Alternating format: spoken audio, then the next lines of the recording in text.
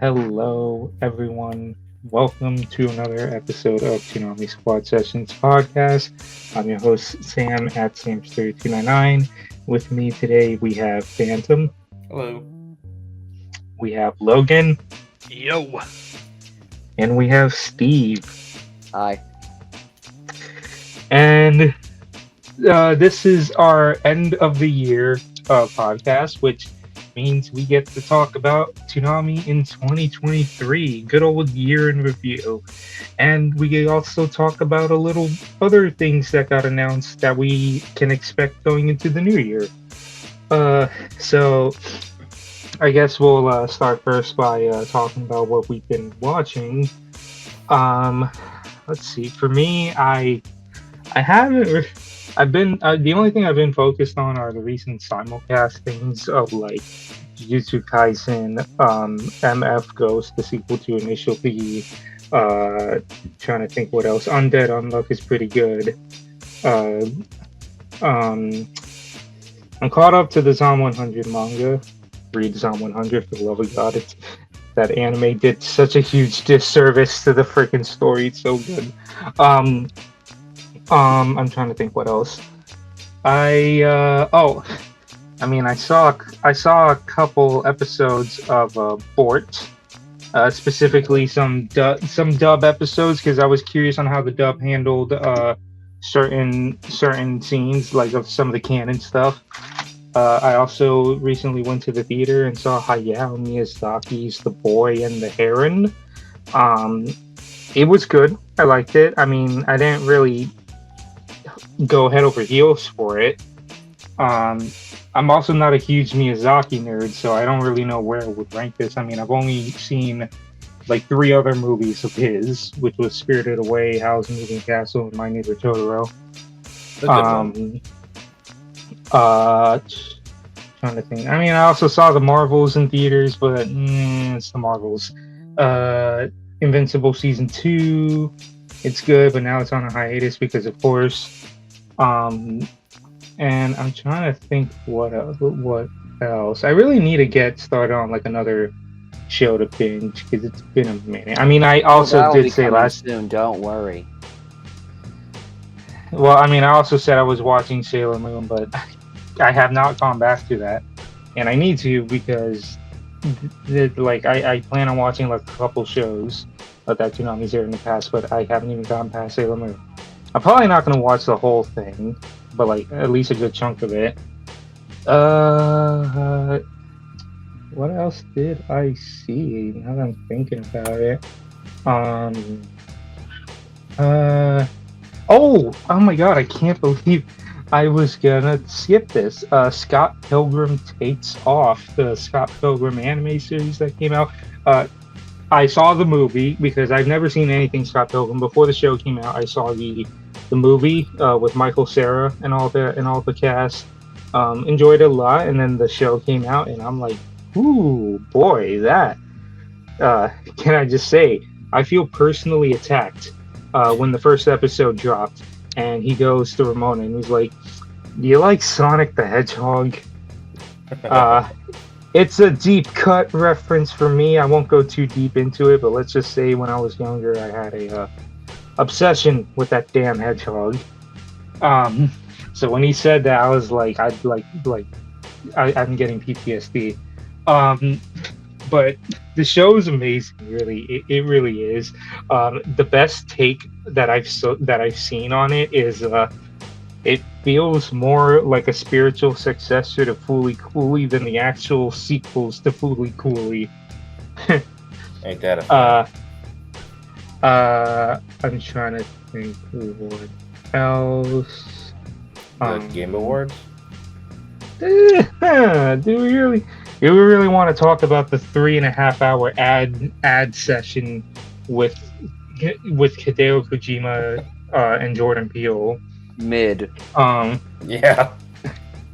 I mean, like, I guess in terms of games, I've been going back on Cyberpunk 2077, because I recently finished Spider-Man 2. And then there was one more thing. I can't get it off the top of my head. I remember something else you watched. You have such a devious tone in your voice. Of What course was I it? do. It was Licorice Recoil or Licorice Recoil or however you pronounce that. Because of course, you had to watch it before the first time we get something new on Toonami in like a Look, year. why are you so angry about that? Look, okay, it was an accident. We'll talk about that more when we get to the end of the year. We'll talk about that more when we get to the end of the year. I'm sure we will. Anyway, Yeah. I think that's enough about me. So how about we move into Phantom? So, I too watched Invincible season 2. I'm kind of mad that they did the whole Adult Swim half episodes now and the other half next year.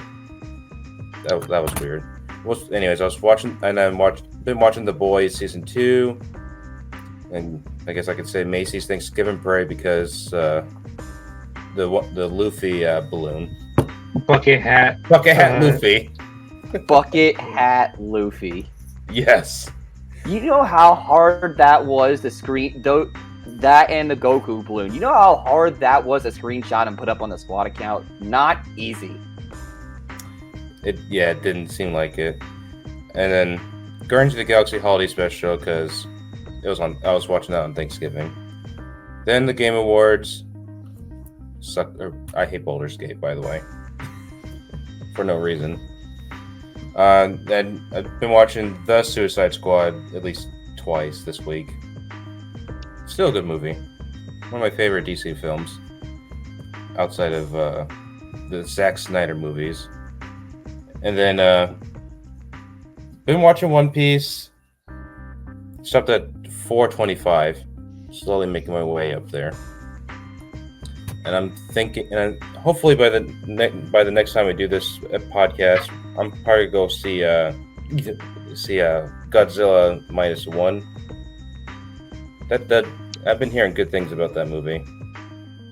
And just like Sam 2, finished Spider-Man 2.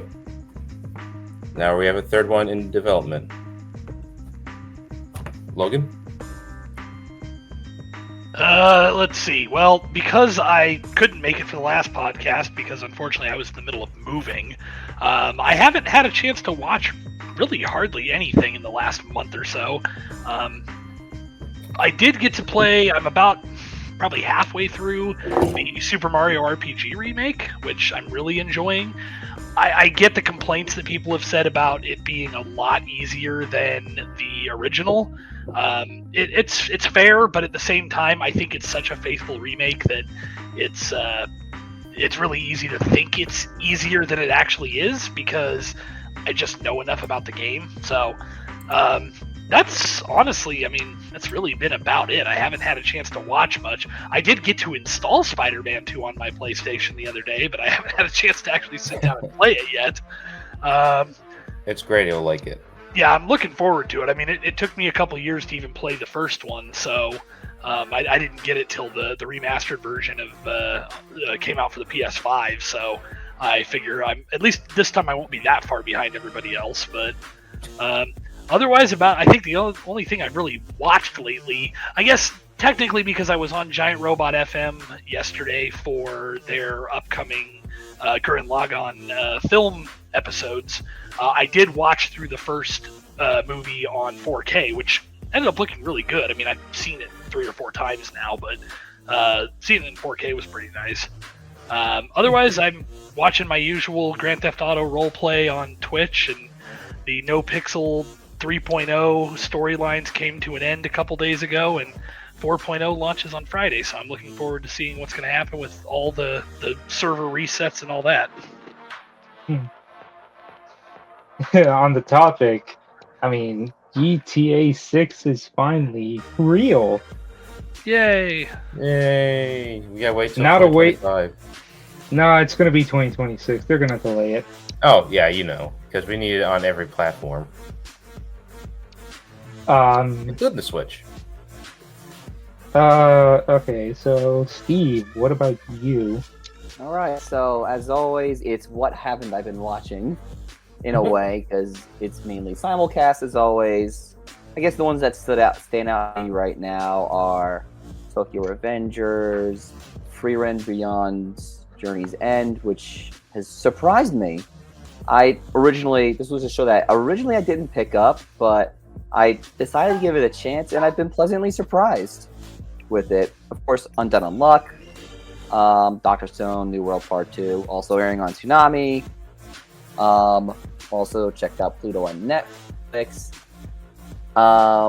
And as well as Jujutsu Kaisen Season 2, and you know what? I'm gonna make it pop.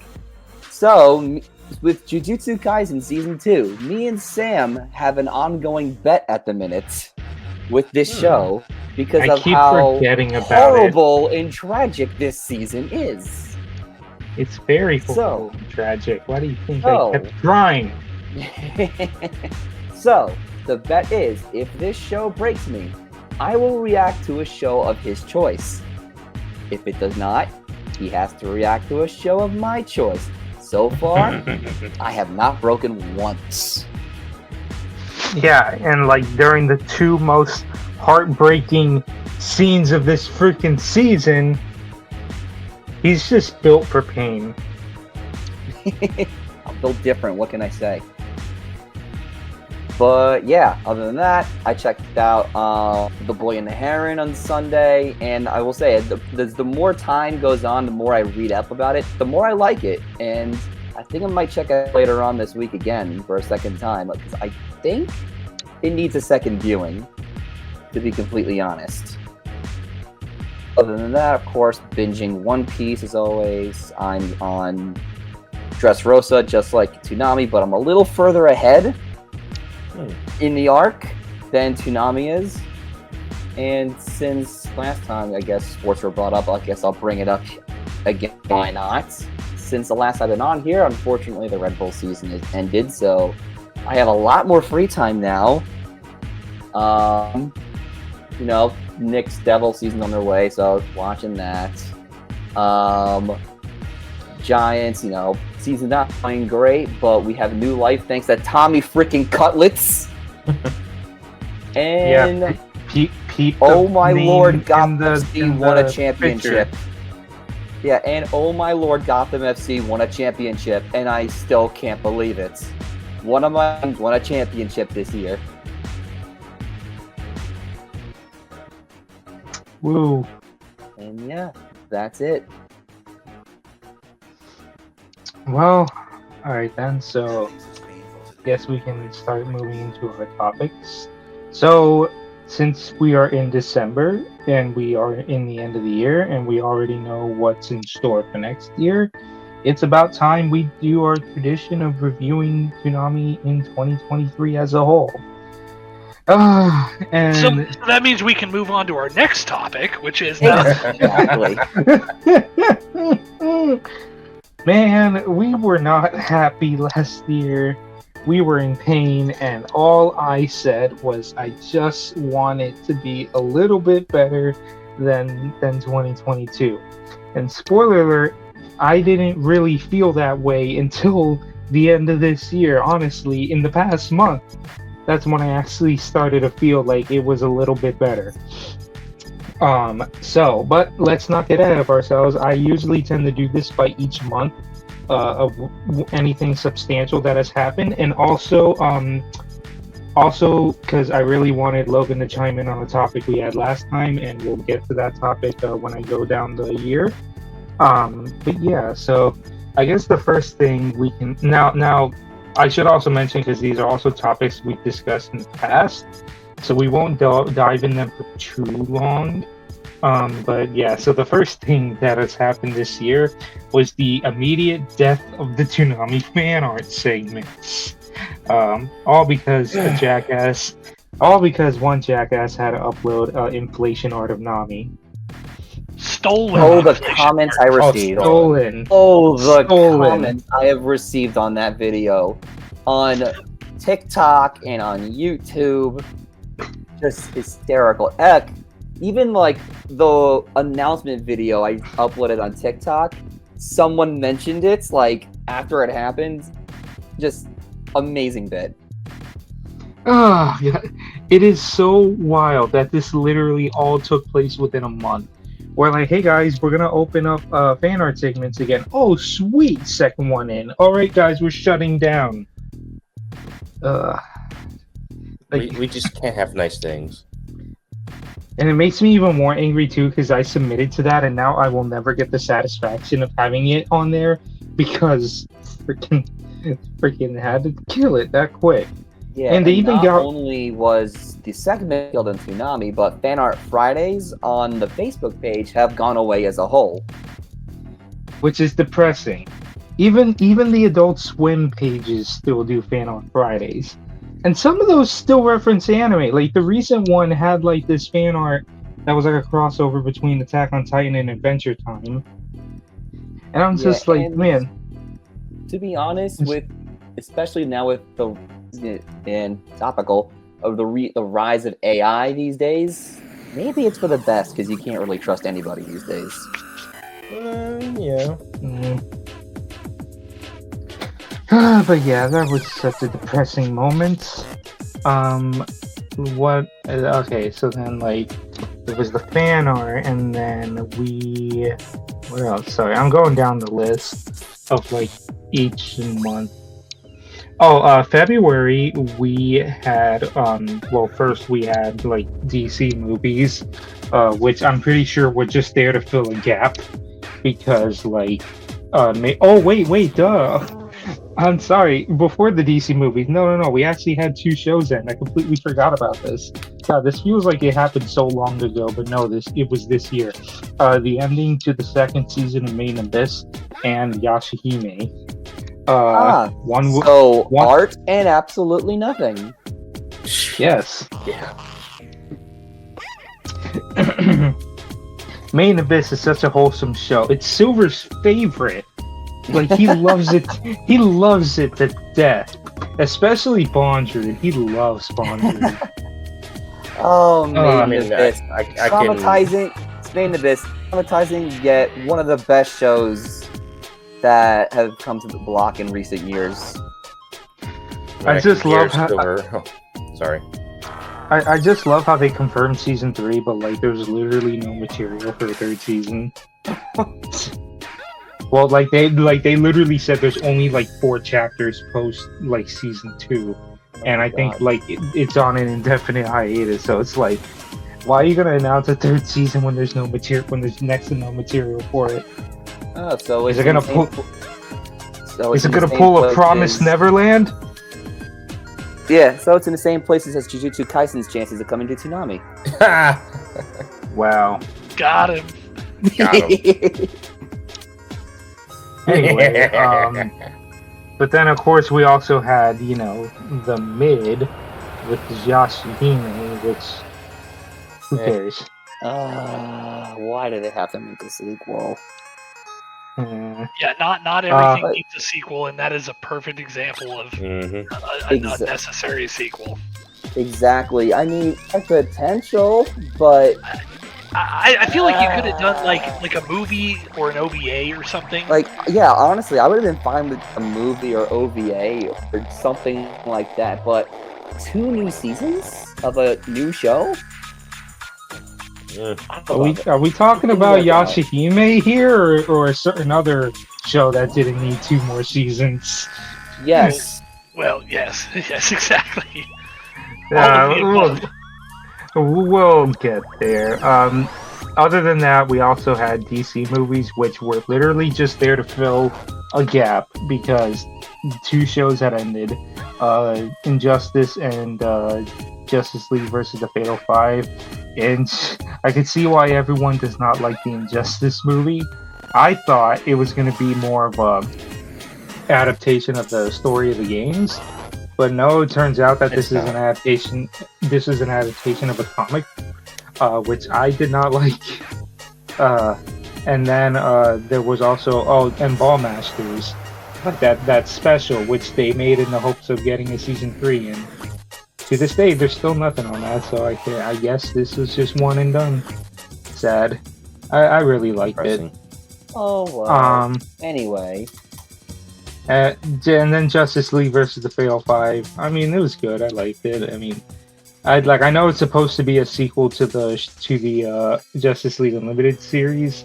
I've not seen that though, so I really have no judgment on it. But that's on Max, right? I don't know. So yeah, that was February. Moving into March, we had the big bombshell of the One Piece crossover special that never left Japan was making its way over here for the first time, and this was via Toonami first, which is the first time they've had a dub premiere in a long time. Yeah, definitely one of the bigger things that happened to Toonami this year was that crossover, since it was A premiere, B in English, B in English, C Toriko, hello, wherever the heck you pronounce it. I remember where I was like when I got that press release. Like, I was like working a shift. I just went to check my emails, and I'm like, oh, so this is happening. Yeah, like it's funny. Well, it's funny because like the first thing that you saw and that I saw was like not even the post on Toonami's Facebook. It was like if you're subscribed to like a Toei animation newsletter, like email, you literally just get an email saying, "Oh, the special's coming to Toonami," and you're like, "What?" And then you go to Toonami's Facebook, and they announced it, and it's like, "Oh, okay." Yeah, like I remember I announced that mid shift. I made that announcement on our pages that hey, the crossover is coming to Toonami. Yeah, but don't work if you're listening. I'm sorry. Yeah, I mean, like, it was fun, although we only had half of it because it like half of the special was Toriko episode 99, and the other half of it was One Piece episode, I forgot the number, 510, I think. 876,000. Yeah, so, like, we only had half of it. I honestly wish one day, like, because the reason why we only have half of it is because they never even bothered to continue dubbing Toriko. So, like, although for some reason Toei Animation's now actually looking into their back catalog now, because now they're adding a bunch of shows on Hulu. Like, they added DBZ Kai, they added original Dragon Ball GT, and not only that, but they also added more One Piece, and then they added Toriko, and then they also added like, was it Precure something? I don't know what that show's called, but Precure, I don't know. So for some reason, Toei Animation's now taking an interest in their back catalog. But yeah. So yeah, that happened. But then, of course, this is when we started crying, because this was when the schedule really was not fun. Because they decided to burn the rest of My Hero in double runs, which they literally could have done double One Piece and Naruto, but no, we had to burn My Hero that quickly, which I will never understand. Like, you guys could have kept the schedule consistent had you just kept Naruto and One Piece doubled. But no, we had it. And then this was also the time we really started to feel the primal fatigue. I'm pretty sure like Primal got taken off just short of it being like a year since it got added like to the block.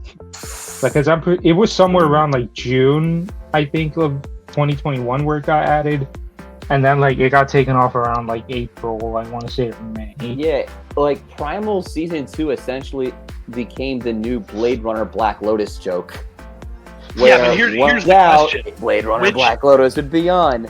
Marathon. It's Blade Runner Black Lotus again.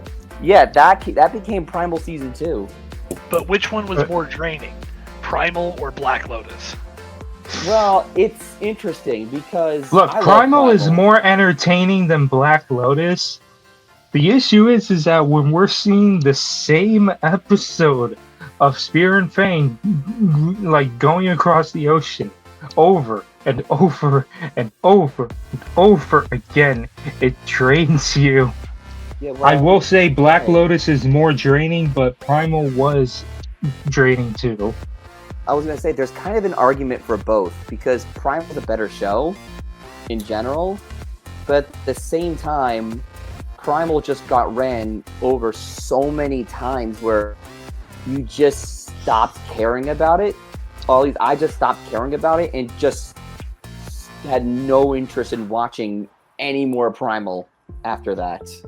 See, and that was like my take on it was, yeah, Black Lotus is the worst show of the two, but Primal was probably more draining because of the fact that it just it's one thing when it's a mediocre show getting run over and over, but it's a completely different one when it's a show you actually like and you're like, okay, this is getting really old now. Like it's one thing if you have, 150 episodes and you just keep rerunning it. Like that's fine. But when you've got 20 episodes? 10. Yeah, it was like a short run. Well, no. What's even funnier was that when they brought Primal on, it was season 1, and then they coincided it with season 2's premiere, which is fine. Which they ended up doing like the Thursday premiere, and then Toonami would encore it, which I have no problem against. The problem is that when season 2 finished, all they kept wanting to do was rerun season 2. They wouldn't even go back to season 1. I would have at least been more okay if we went all the way back to season 1. No, we just kept having to go back to season 2. Sam, since you have the schedule up, remind me, what time did they kept rerunning it at? I don't remember. It was like 3:30, but the biggest pain was, well, it's a little ahead, but like we'll get to it later. But it's like when they premiered Unicorn Warriors. No. The week before Unicorn Warriors premiered, they for some reason decided to have Primal for a whole hour starting the block, and then Unicorn Warriors that's where I had premiered, a problem. and then more Primal after Unicorn Warriors, and that was like, okay, this is stop. Please, just stop. Yeah, and that's where I kind of had a problem, because like it's one thing if you keep running it over and over at like the 2:30 slot, the depth slot. It's another thing if you keep reading it as the first show that starts the entire block. I mean, but eventually it did stop, thank God. But before we get there, another show did join the block. It was in March. Hold on, I'm trying to look at the... Oh, no, February... No, the One Piece crossover was in March, not February. Why am I thinking it was February? But then later in March, we did get another show coming back to the block, and that was everyone's favorite final season of Food Wars. So nothing. Boy, that was... Did we ever talk about the finale to Food Wars? I'm trying to think. Did we? Did we make that a topic? I don't know, since I don't remember when I started joining this again regularly. But if not, I gotta look back. Nothing of value was lost. I was gonna say, does anyone care? Exactly. Does anyone really care?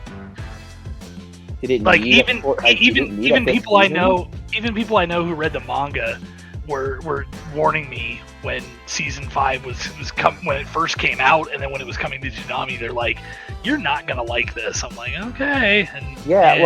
I watched the simulcast, and what was the first thing I said after season 4 ended? Well, that's the end of the show. Have a good one. Essentially, yeah. I said that I really hope the 5th season come to the block, and lo and behold, it did.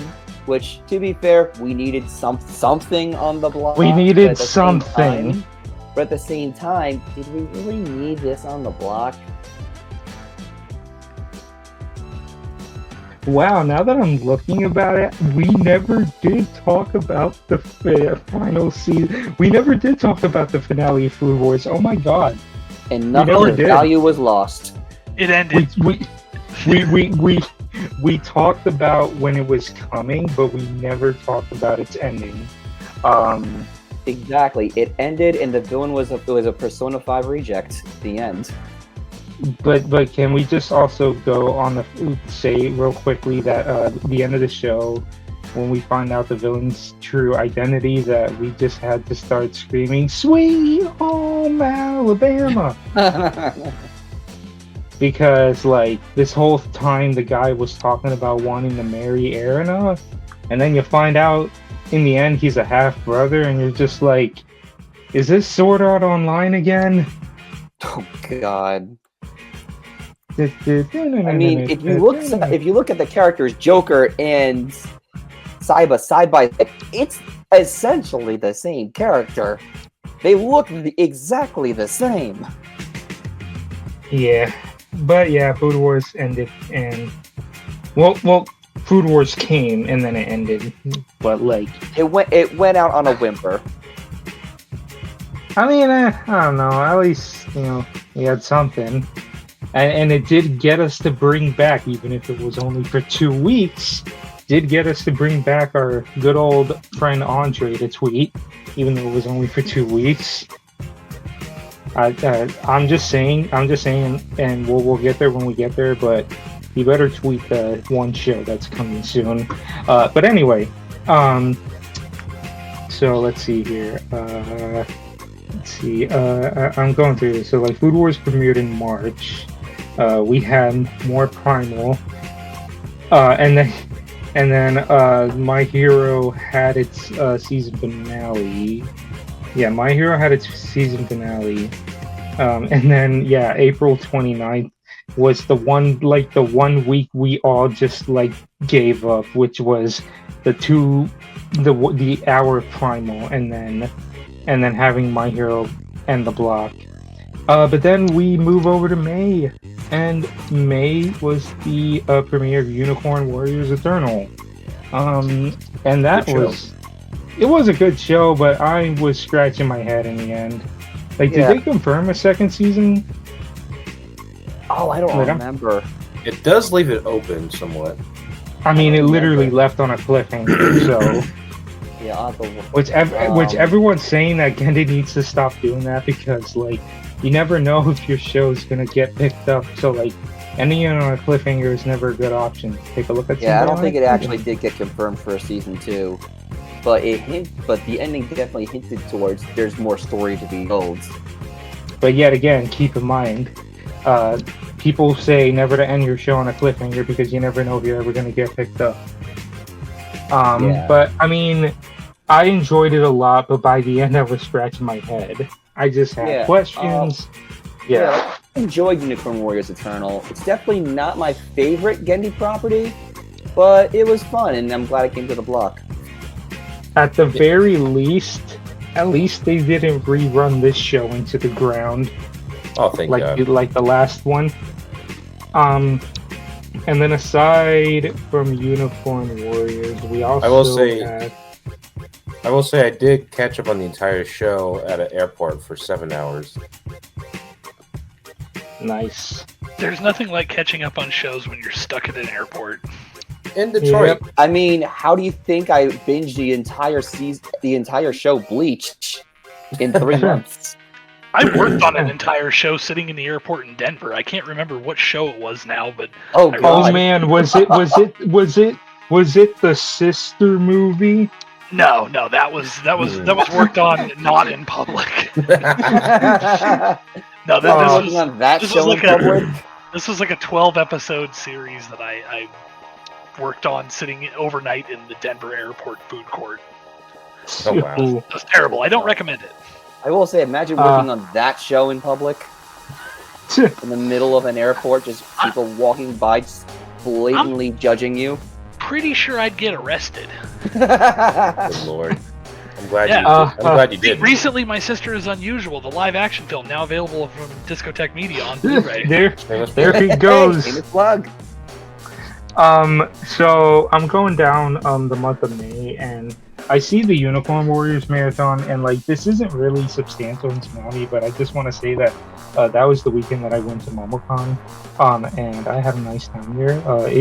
I consider it to be my last time going to MomoCon, unless something big is going to happen there in the future. But I had a good time, but I've gone to MomoCon too many times, and I'll move elsewhere. I do want to say, though, shout out Logan again, one of the things they had over there was a special screening of an upcoming Discotheque release being Re-Cutie Honey, and I made sure to go. They played that pretty late in the night. It was like 11:30 going into like 1 a.m.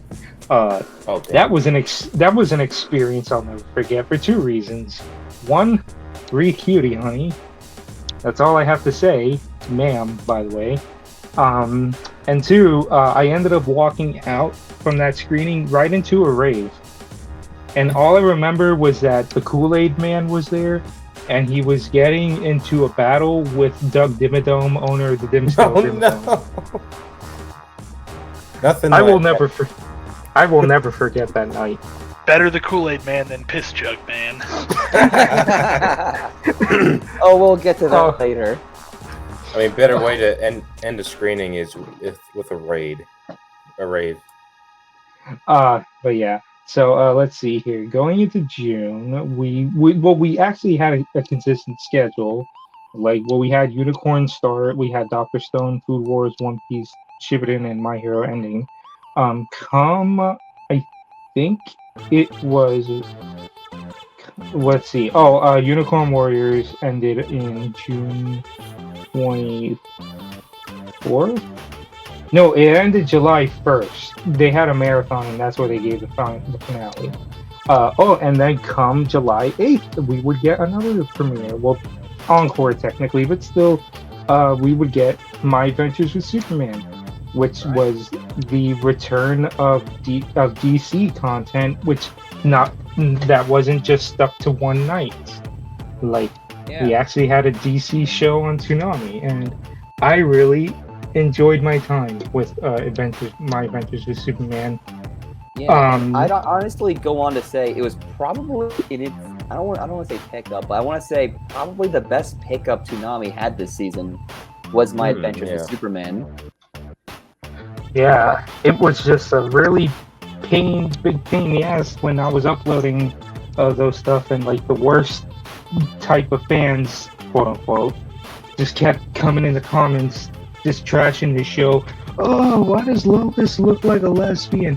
Oh, why does Superman all wimpy and blah blah blah? And oh, why does he always get like hit? They always have to find something to make him weak. These lazy writers. It was just. Ignore the snowflakes. It's not Yeah. even trolls. It's just the fans, I guess. But I mean, I really enjoyed the show, I and wouldn't they even do. call them fans. Well, like I enjoyed the show, and they are getting picked up for a second season, so we will see more in the future, and we'll see more of that on Toonami. Yeah, and I really look forward to, more My Adventures with Superman block. It took off. It really took off, this show, I must say. Mm-hmm. Like, this is probably one of Adult Swim's more successful shows in recent years. Yeah, Can we And get also- Cisco Media? and also Lois. Ma'am. There we go. There we go. Ma'am. You see, in the podcast back in July, I want to say, I knew Logan wasn't there, but I said Lois with 5 seconds of silence just for him, in the hopes that he would eventually see it and then message me, responding to my Lois, but he never did, and I'm sad. But he I made thought it up now. I thought that they're made up for it. No, you weren't even there. It was the podcast with me, Joshua, Eric, and Daniel, because he went to San Diego Comic Con that weekend. But anyway, continuing on, there was also that one time Dr. Stone messed up the air order and they played the wrong episode. They played the week after. Ah, yes, an Adult Swim tradition, airing the wrong episodes. Hey, at least it didn't glitch out. That night was God, that's hysterical. Sword Art Online. Yeah. It was. Yeah. Alright, So yeah, it wouldn't be a year without Toonami without some type of programming going wrong. Oh yeah, no. Trust me. In terms of programming errors, because I think what happened was that like they switched over to like Discovery Master Control, which means like the rating bugs were new. And then like because they were sharing like Master Control with Discovery stuff now. But then it was so freaking weird. Like there were even nights where Adult Swim was for some reason airing like Discovery content by accident. Like they were literally airing like freaking I forgot what this shit called, Strange People, whatever. So like out of nowhere, the guide says Rick and Morty, but you go into there and it's some guy talking about his lust for murder, and it's like, what the hell? Jesus Christ. God, I forgot that Dr. Stone thing was this year. Yep. And then not only that, but also Fooly Cooley Season 1 came back, which usually whenever they bring back Fooly Cooley Season 1, we know that means the new season it's always on the horizon. Oh, yeah. It's always a hint. So yeah, they brought back Fooly Cooley. That was so much fun, having that back on the block. I even live tweeted for a little bit for the first time in forever, and God, I love tweeting that show. I just love that show in general. Too bad it got followed up with some mid and even worse. Didn't Comic-Con happen before that though? And we actually got things? Yes, Comic-Con. I had Daniel on the podcast. So they revealed this is when we got like first looks at Fooly Cooley Grunge and Shoegaze. Well, Grunge we got to look at. They showed Shoegaze, but they didn't upload that online. Nor, I don't think they even had a specific launch or open airing date.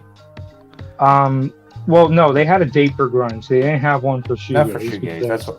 That's what I meant.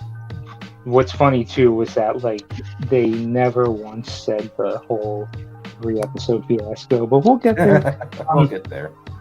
So they showed Fooly Cooley Grunge and Shoegaze, and they showed another look at Uzumaki, pretty much saying it's not dead. And what's funny was that like I'm pretty sure they said to Uzumaki, like Adult Swim's official said Uzumaki to be dated, but Jason was saying this year. And what's funny too was that like they said it was going to be sub only, but then like a look, I forgot what website. It was like on a website to where like they were showing like upcoming projects. One of them being a dub for Uzumaki, and it was like, didn't you just say Uzumaki was sub only? What's the sudden change all of a sudden? So yeah, we got another look at Uzumaki, pretty much saying it's not dead. And then they showed Ninja Kamui. Once again, I want Jujutsu Kaisen on Toonami, but we have Jujutsu Kaisen on Toonami. Jujutsu Kaisen on Toonami. Yeah. For those that don't get the joke, it's because it's show. It looks good. Like I said it. Like when I made that joke, I was like, no expense, no jab at the creator or the director, and I am looking forward to the show. But I just find it funny that they got the director, the freaking show that I want, to do another show for them, and I'm like, I can't. Anyway, and then they showed the big reveal, which was Lazarus, which is another that I'm excited for. Partnership with Shinichiro, is that how you say his name? Watanabe? Shinichiro Watanabe. Shinichiro Watanabe, of Cowboy Bebop and Space Dandy fame. And also collaborating with was it stunt coordinator or director of the John Wick films, Chad Stahelski? He's the director. Director. Oh, okay. Yeah, so this is going to be something fun. I don't know if it's going to come 2024. They like Adult Swim says the other originals to be dated 2024. It's just we got into this during when we talked about Fooly Cooley like Grunge and Shoegaze, but just these originals are not hitting. Like I said this in our chat yesterday, but like at the very best they are painfully average, and at their absolute worst they are just shit, like absolute garbage. But I mean, the other originals will remain to be seen. I still want to say I really want Uzumaki to take off. I really hope they get Uzumaki right, because when they announced that, a lot of eyes were on Uzumaki. Like I've never seen so many people pop off hard. Yes, for a show announcement. Stop blowing off the entire day. Like it got the attention of Hideo Kojima. Like he didn't retweet our post, he just retweeted Adult Swim's post, but they'd even got Hideo Kojima excited. So I'm just like, if they can get that, for the love of God, make that land. The thing is with that is the way I see it. Since Junji Ito has some kind of creative control over it, I'm at least optimistic for the same reason that LA Bebop flopped and LA One Piece was a success, because Watanabe had nothing to do with LA Bebop. Oda has creative control on LA One Piece. You keep the creator in some level of control, and the shit turns out halfway decent. Or What if a not concept. outright good. Yeah, it's shocking, and I mean, I'm amazed that nobody's figured this out by now. No, and then you'll have interviews of the people working on said adaptation. They'll be like, "Yes, I am so faithful to this adaptation. I have not read a single thing on the source material." I remember, I forgot what it was, but they announced an adaptation of something. I forgot if it was an anime or a book or something, but they announced an adaptation. I forgot what it was. But then but I don't know if this was Strike. I think this was a while back, but I remember they were adapting something, and the director, whoever behind the scenes, said that they have not read a single thing on the source material, and everyone was like, you probably should. Yeah. But yeah, Adult Swim on the Green happened. My Adventures with Superman happened. We got looks at the new Fooly Cooly seasons. So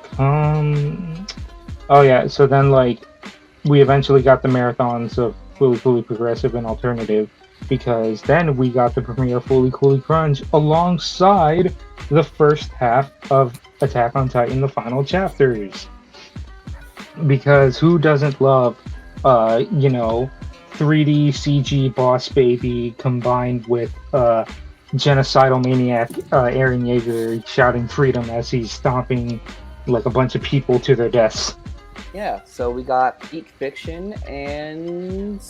Trash. Well, Mid. yeah, for lack of better words. It's so funny. I said this last podcast that we were trying to be very optimistic, because that during that podcast we were giving first impressions on grunge, because at the time only episode 1 had come out.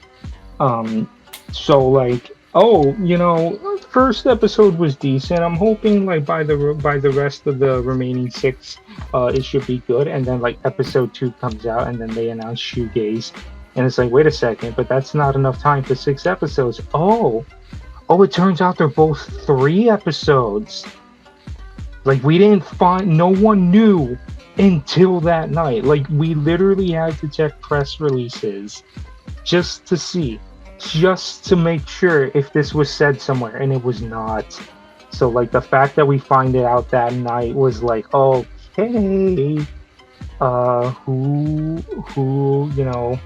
clearly they tried hiding that, and apparently it was a business decision, so that tells you all you really need to know. And I'm just saying, I really tried to like grunge. I really tried and just couldn't. I'm just saying, if you had to make only one, it should have gone to Shoegaze. Easily. Yeah. I mean, the thing is, they should have said it was a limited engagement or something. But again, they were just hiding the idea. It was just 3 episodes. Well, yeah, and it wasn't and contrary to popular belief, it wasn't the CG that was the problem. It was just the show itself and just the storyline itself. I just couldn't get into it. Yeah, because personally, I thought the visuals on Grunge were good. They were unique. The comic complaint. They weren't something you tended to see. So I had no problem with that. It was just the comic complaint part. The comic complaint I get was. The comic complaint I would get was, CG. No one's giving CG a shot. The CG was fine. That wasn't the problem. It was the plot itself. Made no sense.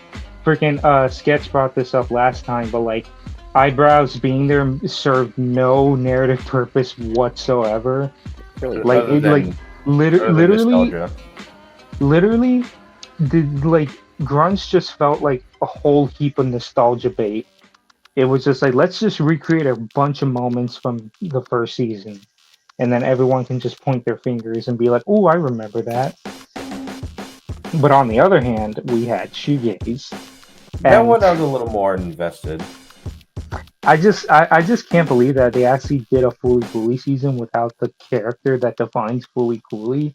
And I was so Yeah. certain I was so certain Haruko was gonna pop up. I was gonna be like, okay, it's actually Haruko in disguise. At first I thought Harumi was Haruko in disguise, but then I was like, okay, no, Haruko's probably gonna make like a last episode cameo or something. But no, she never once popped in, and I I found will that say, interesting. I have to applaud them for doing so, for They actually taking a did something chance. different. Yeah, taking a chance and not putting Haruko in the show, which is a bold move because the first thing you think of when it's a Fully Cooley, it's Haruko. I mean, Uh, for me, I think the thing that worked was if you look at alternative as sort of It was the bridge- better of the two, like it's of like the if you- originals. Well, it's like if you look at alternative as the bridge between the original Fully Cooley and the sequels in general, you get that, and then you take that and you move on from Haruko and everything to what we got in Shoegaze as a sequel to alternative. And I think, in a sense, like it works in that regard. Yeah, like Steve and Logan, you guys were not here when we were talking about our thoughts on grunge and shoegaze. So if you guys have any thoughts, well, even though you were already talking about them, but like if you have any thoughts you want to give on them, yeah. Grunge shouldn't exist, and they should have given Shoegaze all 6. Like it. Yes, I'm they in have. complete They agreement with Pretty much all that. to say. That's pretty much all there is to be said. Grunge shouldn't have happened, and Shoegaze should have gotten 6 episodes. It should have. Like that whole freaking like the end, the last episode was just speeding by, like, and then with the whole other dimension twist and all that, and Yeah, then it definitely could have been fleshed out a little. If it was fleshed out a little more, it could have been probably, and I think it still is, the best Fully Cooley sequel we have. and Nothing just much, and, but still. and just the show out of nowhere screaming trans rights, which I don't have a problem with, but like Hell yeah. you just did it out of nowhere, and usually stuff like that needs to be built up. But yeah, I guess that's it for like Fully Cooley. I mean, obviously Attack on Titan like happened. Yeah, and with Attack on Titan, I mean, what hasn't been said that already has been said with Attack on Titan? I think I was here the last when we were actually going over Attack on Titan. And I kind of said the same thing, but really, what has yet to be said that already has not been said about Attack on Titan? It's a modern masterpiece. I don't really know anything else I can really say about it. Yeah, we'll talk more about Titan later, for obvious reasons. But moving on, so like during this whole time, once again, I'm like, okay, this is looking to be the same as 2022. And then on one fateful Saturday, we get wait, no, I skipped over something. How could I? I'm looking at go, Sam. I skipped over something because around between October had 20th one and November job. 4th, I forgot the date, but this was the time our dear good old pal Logan here was asking us, "Hey guys, are you tuning into the discotheque stream?" And we're just like, yeah, like if I got the time, and oh, hey, you know what? I am on my computer. Let me pull up that discotheque stream. All I know is Logan And- is maniacally laughing at the minute. And I'm just seeing a couple of decent announcements, like the Sister movie, which y'all got banned on Twitch for showing that. I'm just, Oh, oh my Lord. god. Yeah, but Wait, that was back in June. Yeah, no. If you guys had done that stream today, you would have kept it because it would have been marked as artistic nudity. Oh, shit, that's true. That's a good point. Yeah. I didn't even think about that. Well, now we're- it's ours. Hack! There was that. I'm trying to remember a couple of announcements. The freaking Toei Animation mascot uh, Puss in Boots, and then there was, and then what was that movie? Akibar Girls or something like that, Oh, or Kamikaze Girls. oh, Kamikaze Girls. But and then freaking uh, well, this was technically after the big announcement for us, but like that lovely complex, which I only remember just because you got Mr. Moist in it, which I'm still like in awe, even though he's only there for like a couple seconds. And But he's it's he's just- completely a meme character. But yes, we got Charles Moist, or whatever his name is, Moist Charles Charles. White, Charlie. But of course, the big one he kept like IGPX getting a complete HD remaster, courtesy of Discotech Media. Shameless plug by Logan. You want to know what's funny too? Because I didn't think about this until like a couple weeks later.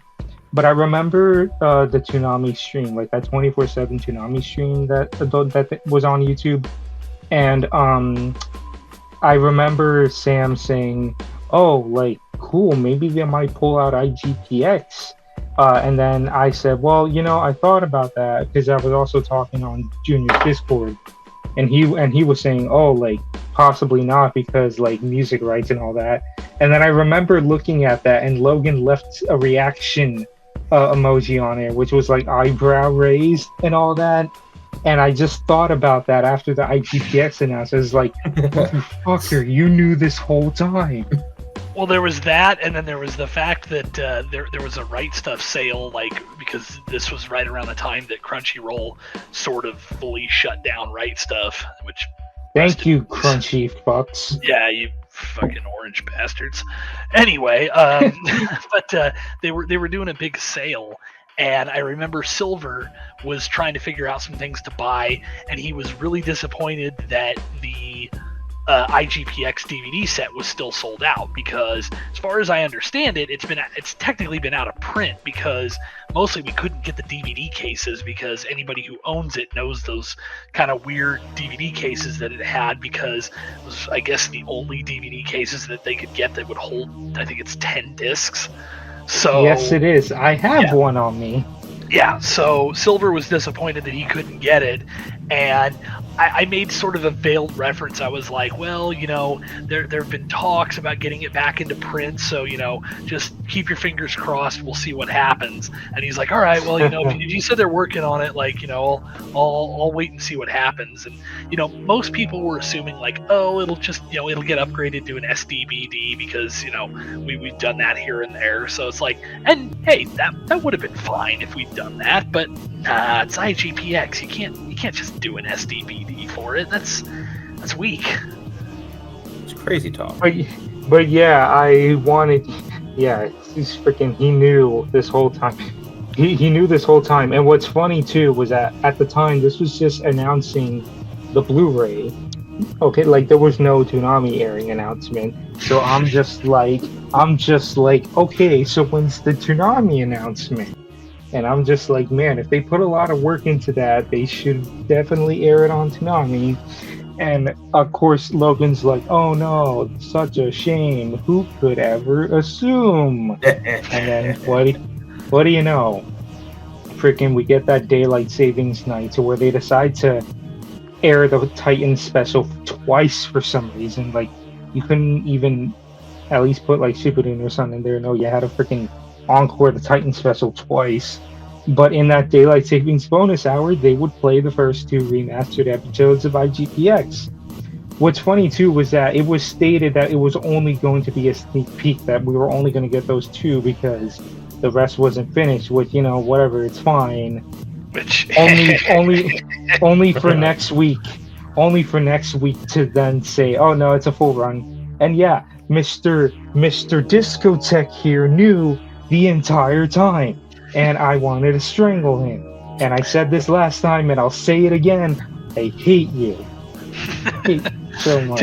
To be fair, at one point we were all under the understanding that it was actually just going to be a marathon one night of running like 7 or 8 episodes, and then it changed pretty much last minute, from what I understand, to the weekly airing instead.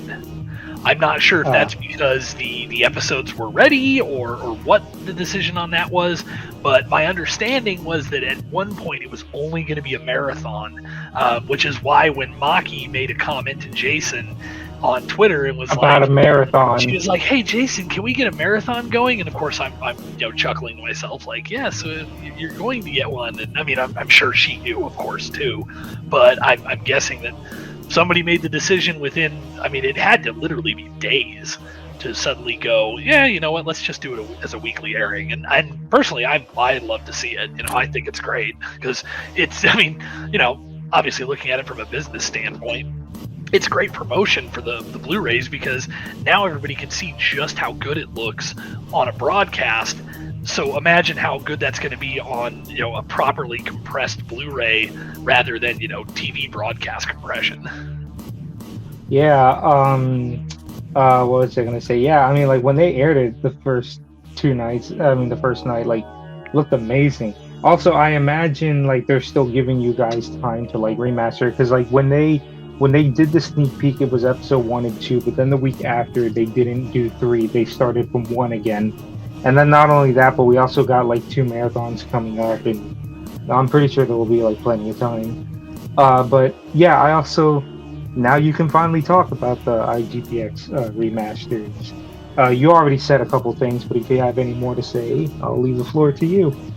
Yeah, I mean, just that this has been in the works for a very, very long time. My understanding is that some of the first upscaling attempts and attempts to get like HD masters out of Japan were like they go back to like 2019 or 2020, and yeah, it's been part of it I think really comes down to once we saw what Astro-Res was capable of doing on Digipaint shows like with Digimon, we used it on that.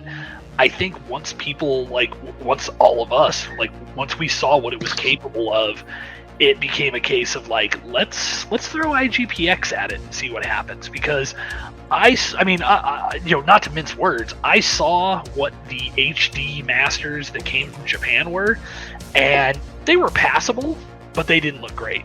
I mean, I personally was not impressed by them. They definitely looked better than the DVDs, but do I think they would have been worth the price for a Blu-ray upgrade and everything? Honestly, I don't know that I would say it would be, but I'm really, really impressed by what the Astro-Res version looks like. And obviously, I mean, I've got copies of the discs because I'm working on the show and we're still working real hard on it. Most of the stuff now I think is just like audio tweaks and things like that, stuff that really won't affect the Toonami broadcast. I think all the video work's pretty much done. But yeah, it's been it's been a long road to get to where it is, and it's given it a whole new lease on life. It looks so good. Yeah, I mean, like I'm very happy to see it on there because it's funny too because you guys announced that Blu-ray and I'm like, but I already bought the DVD set. But I mean, I can see it again now in Glorious HD. And Silver can buy it now. I'll just have 2 copies for other actors to sign. What was I gonna say? And this gives Steve an excuse to make a bunch of Kingdom Hearts references because Haley Joel Osment plays the main character.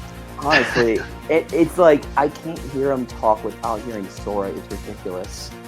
I'm just wondering if they did recording like before Kingdom Hearts 2 or after. I'm not sure, but yeah, how in God's name do I follow what Logan said? That's a tough act to follow for someone who actually worked on the show. Which, by the way, Tom Kenny will be in Lakeland next month, so I want to get my copy signed again. Nice. Well, Steve, so, you have... so yeah, hard act to follow. So I'm just all I can really say is I'm glad it's back on the block. I'm glad I get to watch it. It's not the first time I watched it, but the first time I get to watch it in order from start to finish. And yeah, like I really don't know what to say because I'm following someone who just worked on the show. Well, I mean, also we get to have that good old Peter Cullen voice again, even though he only does like the intros. Even though he only does like the intros and the outros to the show, but I mean, It's still got some Peter Cullen in there. It's bits, but it's something. Also, he is getting indicted in what is it, the Hall of Fame, or no? He's receiving a lifetime award, isn't he? That would be inducted, not indicted.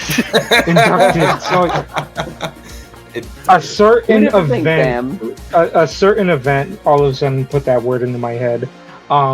Inducted, not indicted. He was in the recent episode of Invincible 2, which is just like anything Peter Cullen is in is all of a sudden 10 out of 10. Like he is the literal voice of God. I mean, I like the opening, the Toonami version opening, and then the next episode previews, because my main work on the IGPX set was getting the subtitles up to Blu-ray spec, and so obviously the Toonami cut only has the dub. Like there's no Japanese version of the Toonami cut. So most of my work was just working on the IG cut is what we call it, mostly because I guess everybody went back and forth a lot on trying to decide what to call it, because they didn't want to call it uncut because that makes the Toonami version sound like it's different, which it is, but it's mostly the music and a little bit of like pacing edits and things like that. But like it's not like an uncut versus a cut version. It's just different versions of the show. But the Grand Rodeo opening for the Japanese version is really good, but you just can't compare it with Peter Cullen. I'm sorry.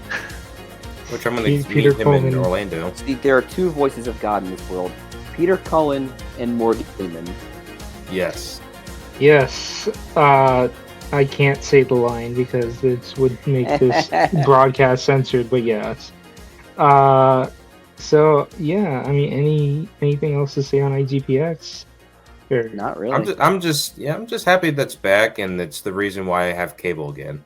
Buy it when the Blu-rays come out. Don't worry, Discotech's getting their money. At least until I clean their Logan's getting his money. Give me my every continued employment. Every time we talk about like Discotech, Logan gets an extra $1 in his wallet. I'm definitely going to buy those Digimon Blu-rays though. Yeah, hopefully we'll have some news on the movies and season 2 and whatnot. Hopefully soon. Those have been unfortunately dragged out by a bunch of approvals and whatnot, some video work and things like that. So hopefully we'll have some news for those soon. Yeah, because I've been meaning to watch the movie for a while, but I can't fucking buy it anywhere unless it's Amazon. Yeah, no, the old DVD is going to look like complete garbage compared to the Blu-ray, especially since we have the Japanese cuts of the movies and the weird Saban like hack job cut. I even can't buy it on iTunes, so that'll be the only way to rewatch the movie. But yay! So that was one. That was like November, I think, or October, going into November. And even though that announcement was amazing, I was still like, man, Toonami in 2023 is looking to be the same as 2022. Until one fateful day. It was Saturday, I was at work, and all of a sudden my phone is exploding with notifications. And I'm like, what in the hell is going on? And here comes Steve coming in like, guys! Toonami got Demon Slayer! And we're like, what? Oh, yeah, that's right. Yes, for the first show in this new era that we were denied. It's funny, too, because, like, we kind of go back and, like, the first thing that went wrong, that was, like, an omen of what's to come was Toonami not getting Demon Slayer, because it was like, oh, Sony's freezing us out of Demon Slayer, and then like, oh, because of how well the movie did, Demon Slayer's become too expensive and all that. And like, after God knows how long, Demon Slayer finally returned.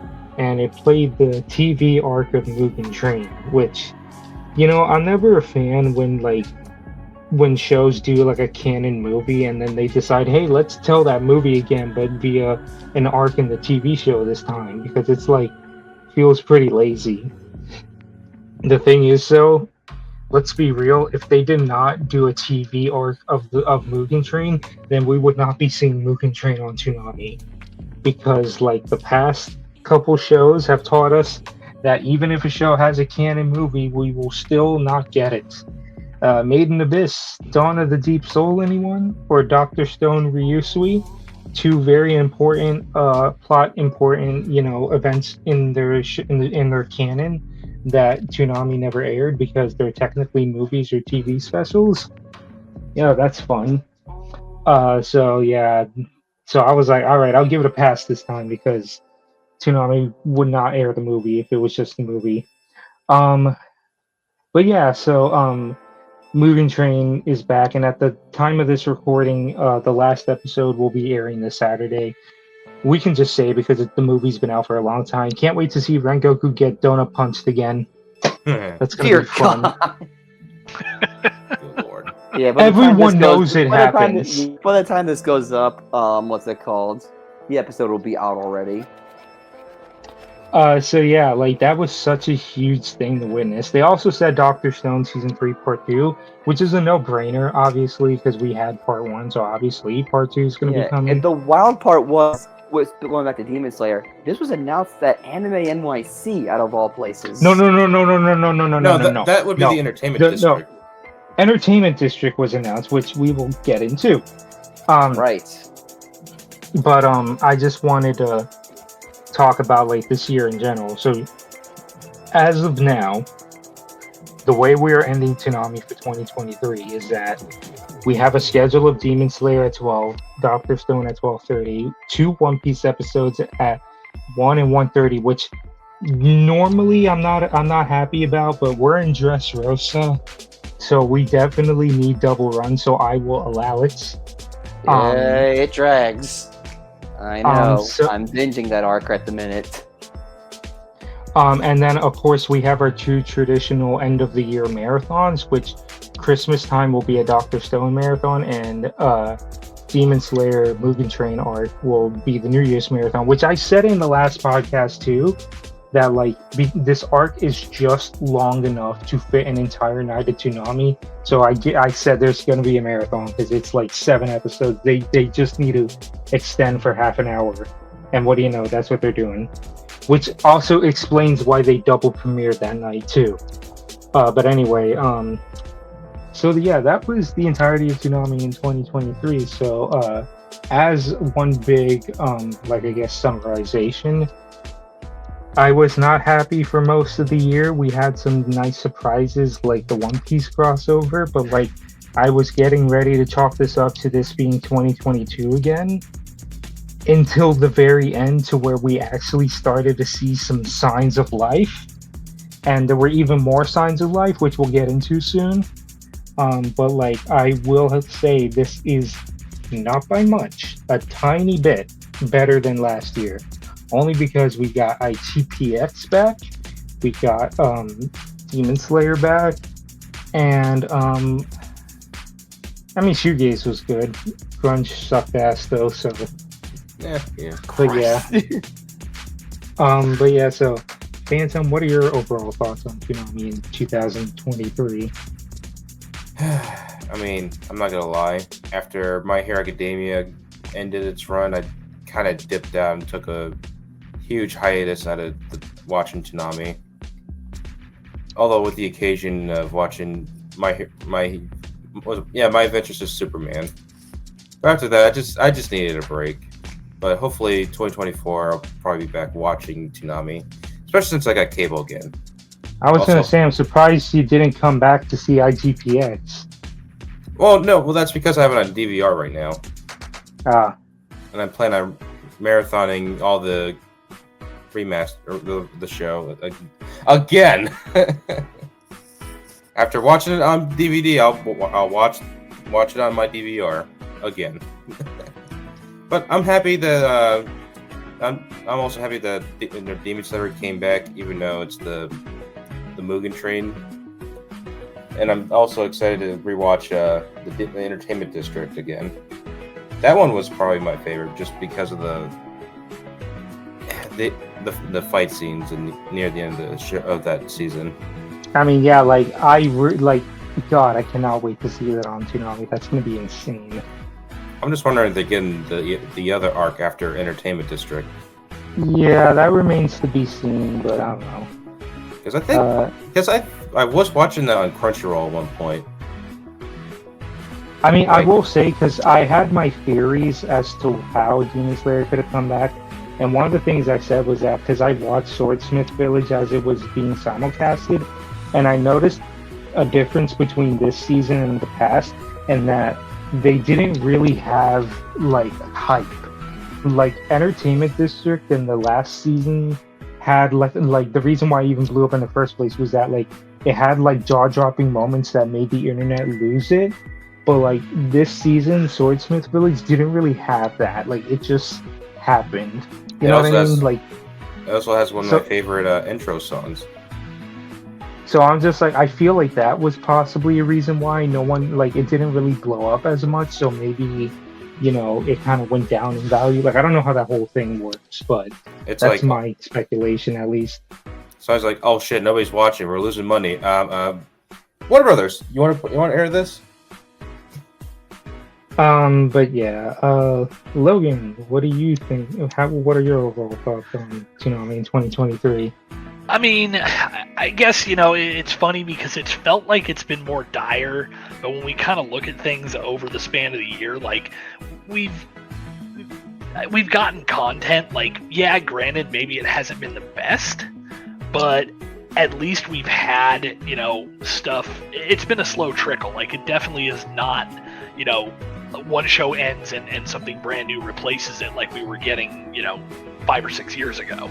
So, I mean, it's definitely still down from what we were seeing before, but I guess when you look at the overall scope of what we've gotten over the year, like, I guess the biggest thing is when you consider the whole WB merger and just how absolutely screwed parts of Warner have been as a result of that, the fact that the Toonami team wasn't just completely gutted immediately when everything else felt like it was on the chopping block, that's been kind of reassuring for the future of the block. And it, you know, it was just recent. In fact, I think it was this past weekend. The block surpassed the run length of the original Toonami on Cartoon Network. That's actually Right, very got good to point. bring that up. Yeah. So, Yeah, that happened. Yeah. You had one so, job, Sam. So the God so the damn thing it, is, Sam. like, when you consider that not only, you know, because let's face it, when you look back when Toonami was canceled originally, it wasn't looking too hot at the time either. So, you know, I mean, so much of the anime that it felt like, you know, would have been destined for Toonami had shifted over to Adult Swim. And so the thing is, the fact that the block is not only, you know, reached a matching point and now surpassed that point, and doesn't, I mean, let's face it, it doesn't show any signs of slowing down worse than what we've had this year. I mean, we're getting new content. Bless you. So, you know, it's reassuring that the block is still trucking on. Like I said, is it as strong as it was 5 or 6 years ago? Definitely not. Like, I don't think anybody can argue that. But the fact that it's still here and it's still getting new content is at least reassuring. And hopefully going into next year, like, hopefully the way that the end of the year has given us some new stuff coming, hopefully that will give us a little more optimism going into 2024 compared to the way we were very down on the outlook for things for this year. Yeah, I'm hoping, like, you know, we'll get there. Steve, what do you think of Toonami in 2023? Steve? Sorry, I was muted. Toonami in 2023. I gotta say, another disappointment, but there's a light at the end of the tunnel. because let's be real, this year was not another good year for the block. And it felt, at times it was like, are we gonna make it? In a way. It literally felt like that. Every time there was a show ending and the replacement was just, hey guys, we have more double One Piece and Naruto. It was just like, ugh. Yeah, because this was essentially the first year I actually hit the panic button, just thinking, are we going to survive this? Because majority of the time, you were really just getting nothing on the block, nothing new, other than, the occasional Adult Swim original that got reran, and the double One Piece or the double Din. But yeah, other than that, until near the end of the year, it was essentially a whole lot of nothing. That is until the end of the year, which is why I say a little light at the end of the tunnel, because, we got Demon Slayer back, we got IGPX back, and some other things that we'll get into later as well. So maybe a cause for some optimism going into 2024? But we'll see. But yes, so how about we start talking about that? So, what's funny is, so originally I was planning on going to Anime NYC because I was like, I got enough work PTO, because like I saved up a lot of work PTO because I had some trip with my family this year that never ended up happening, and it never ended up happening. It was like, well, now I got all this time. I was like, did do MomoCon again, but I was like, I still got more time. My cousin's wedding, but I still got more time. How about Anime NYC? But then like, kind of realized that like I need to slow down on my spending. Not only that, but there's also like another event I want to do next year. So I'm like, you know what? Let me not. I took the time off my job anyway, so that entire weekend I was free from work, and the Anime NYC was happening.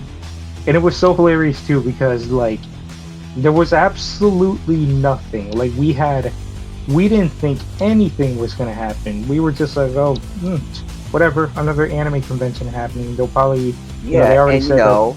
I've been to Anime NYC in the past before, specifically for us, and when I was there, nothing happened. So of course I feel like we get cursed. And stuff gets announced we were not we legit were not expecting. What's even more funny is that the Toonami Facebook has yet to make these announcements. We only got these announcements via like people in the audiences who were taking pictures. Via Annie Plex and via a fellow Toonami fan. Yeah, so I mean, technically this was announced after, but I'm gonna say this first. Demon Slayer Entertainment District, which, I mean, it kind of sounds like a no-brainer, yes, but at the time we were kind of uncertain because like we were still in shock. We were still in shock that Mugen Train came. So are we like? So we were like, we've been burnt in the past. We were kind of expecting to get burned again. So I was just like, are they going to give Entertainment District or are they going to end after Mugen Train? Nope. We are getting Entertainment District. Premieres January 12th. However, the other announcement. So I'm wrong. I was wrong. I kept saying over and over and over and over again, and I was so sure of this, that I kept saying we will never see a new show on the block anymore. Like, the only new stuff we will see is pre-existing agreements, like the new seasons of My Hero, Doctor Stone, Attack on Titan, like, and any new originals. But I was so stuck to my guns that we will never see a new show, like a brand new show anymore, because we just can't get anything anymore. Like, literally, look at all the anime that has come out in the past 2 years. And like none of those shows have come into Toonami. Like, think about it. Any anime that has come out but in the past 2 years, like new, I'm not talking like pre-existing, like new seasons. No show has come to Toonami. Absolutely nothing. So like, which is a shame in my opinion because there's been some bangers in the past couple years. So to my shock, at an Aniplex event, I don't know if this was an Aniplex general panel or if this was a specific panel, but it was a specific panel for this show. Okay, so we have a new show. It's called Licorice Recoil. That's how it's pronounced. Licorice Recoil. I'm not even gonna try. What's funny is that I remember a lot of people were talking about this at the time that it was doing simulcast, and at first I thought it was a Sword Art Online spinoff.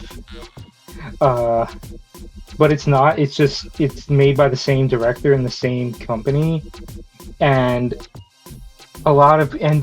yeah, it's a new show. It's a completely new show. It's coming to Toonami. January 20th, I think, is the date. The only thing that I really knew about this was that it gets a lot of love from the LGBT community, and I see why. So Logan made fun of me. Somebody jumped the gun and decided to watch the entire thing. So look, I'm gonna be honest. Because originally I was gonna watch the first 2 episodes to get like a good judgment on the show, and then I got hooked and I finished the entire thing. And first off, I was just a little worried because it looked a lot like Sword Art Online. I was like, is this gonna be Sword Art Online but not Sword Art Online? You know what I mean? Like, is it gonna do the same BS that SAO does? And it does not. Does not, thank God. Like it's better. Like it actually like it's a good story, I'll say that. And I can definitely see why the LGBT community was going nuts over this. And the only thing that I really have to say is, Steve, for the love of God, get Andre to tweet this show. I will put money down if I have to. Oh, God. I just think it's funny that, yeah, after all year, you're like, we're never getting another new show. We're never getting another new show.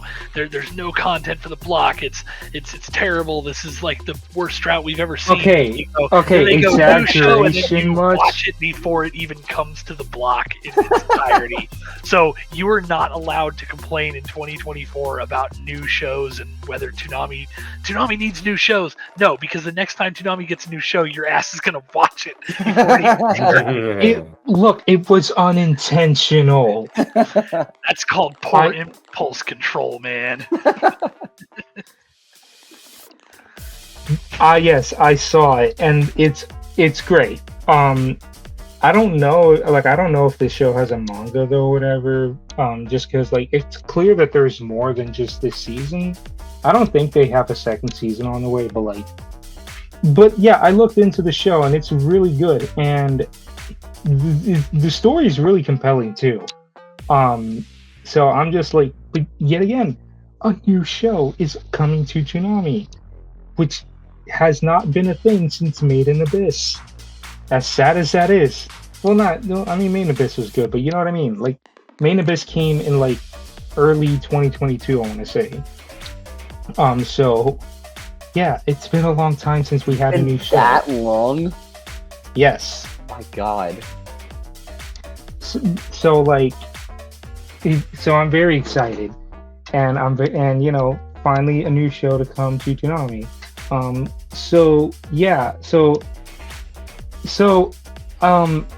don't know how to explain this. So essentially the show, without getting too much into it, and the one thing that I've seen people talk about it is essentially anime girls doing John Wick type things. It is literally like you see high school girls with guns and they're literally doing Keanu Reeves style moves. I'm pretty sure someone out there has made fan art of Keanu Reeves next to these girls or whatever. But it is literally it's just straight up gunplay. That's how a lot of the fighting gets done. It's literally just they pull out Glocks and they just go to town. That's how it is. the first episode literally has this one girl like pull out a freaking like I don't want to say AK. Like it's like I'm not too knowledgeable in firearms. Yeah, I know I'm an American. How should I not be? Anyway, but she pulls out like this freaking pack, like two-handed bazooka of a weapon, and just goes to town. And I'm literally like, okay, I see why people like this show now. But it's really good and it has a really nice story too. I'll leave it at that. Phantom, do you have anything to say on this? He's muted right now. Or What happened? I was saying, do you have anything to say on this new show coming to Toonami, Licorice Recoil? I'll look forward to it, because I've never heard of it. All right. Although now I'm kind of hungry for licorice now. The red kind or the black kind? Yes. Gross. Wrong answer. Wrong answer. That's like the one time yes doesn't apply. Oh, I didn't specifically say one or the other. Well, that's what I said. Red kind or the black kind? Yeah, fair enough. But anyways, Logan, I would ask you, but I've also been sharing my reactions with you because I know you tend to not really care when you like whether you get spoiled on something, or at least like but I should still ask you, what are your thoughts? I mean, I'm interested in it. I mean, it's funny you mentioned the John Wick thing, because as soon as you mentioned that, I immediately went and looked to see if somebody had done fan art, and sure enough, there it is. I'm looking right at it right now. Amazing. Amazing. 0 notes. Amazing. Yeah. So, but yeah, like I remember seeing posters for it when I was at Anime Expo, and so I didn't know anything about it, and so I just remembered the name from seeing the posters. But yeah, I mean, at the end of the day, something new for Toonami is definitely good, and so yeah, hoping to check it out when it starts airing. Steve, what about you? All right. So it's interesting because I was at a grocery store when this happened. When this was announced, I tweeted this news from a grocery store. Why are you always in like different places when all the news comes out? Like, ironically, Steve and I switched places because usually he's in downtime and I'm the one that's busting my ass off. But no, it was different. This time I was at home and Steve was out busy. Like, I guess when we need an announcement, we need to just like pitch in to send Steve to like some random place and be like, yeah, go to an amusement park for the day, because then we'll get news. It's funny. It's funny you say that, because the next announcement that was also the case, wasn't it? Yeah, but let me finish my thoughts first. Yeah, I was at this place called Uncle Giuseppe's, just getting getting stuff. I know, the most Italian market you've ever heard of in your life, and it's great. But anyway, yeah, I was like there. This got announced, and I have heard this show get name dropped before, and I've seen like images from it, but I've never actually taken the time to watch it. So it's nice to have something on the block for the first time in a very long time that I am completely blind to and know absolutely nothing about. Although the way Sam describes it, this sound shows like it freaking rips. It does. Like, I was a little concerned because, like I said, it's made by the same people that brought us Sword Art Online. So I was just a little concerned it was going to be like that, but it's not, thank God. Yeah, that's really all I gotta say about it, because I know nothing about this show, and I saw some people, some at Toonami faithful, want this show on the block, and congrats to them, they got their show. I know what that feeling's like. It's amazing. I will never know that feeling. Exactly. I've only had that. You only know pain, and you're gonna like it. But yeah, anyway, yeah, I'm glad we got something new to the block. It's refreshing to have something new on the block, especially, as I said, something I've never seen. So that's going to be fun. Like, I think the last time a show came onto the block that I haven't seen before was, oh god, what was it called? Grid. Yeah, it was Gridman. That was the last show that came to the block that I've never seen before and knew nothing about. And ironically, Andre tweeted that show, so it should stand to reason. You should tweet this one. I'm just saying. Yeah, and that's essentially my thoughts. Alright, well, I guess we'll move on to the last piece of news. You want to know what's funny? I guess this was like the safest bet anyone can make, because here was the thing, alright? So, like, we got the announcement of the end of year marathons, and then Demon Slayer Entertainment District is January 12th, and then Licorice Recoil is the 20th. But then we're like, wait, but that leaves a gap because there's an airing on the 6th. So what is the 6th? And we're all like, it's Titan, isn't it? It's going to be Titan. Because, like, literally, like, you have the marathons, and then you have and the entertainment. That tweet by Matthew Mercer saying that he wrapped up recording was the dead giveaway. Yep. And yeah, we have the true finale to Attack on Titan. No more 2.9 bullshit type, thing.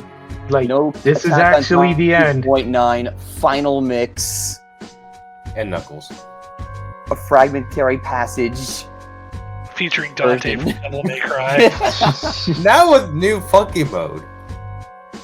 But yes, the series finale to Attack on Titan will start off the year on January 6th. The schedule is that it's a 2-hour special, so it's literally going to go run from 12 all the way to 2 a.m.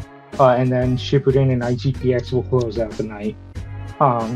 But yeah, we are finally at the end. For how long it took for this quote-unquote final season.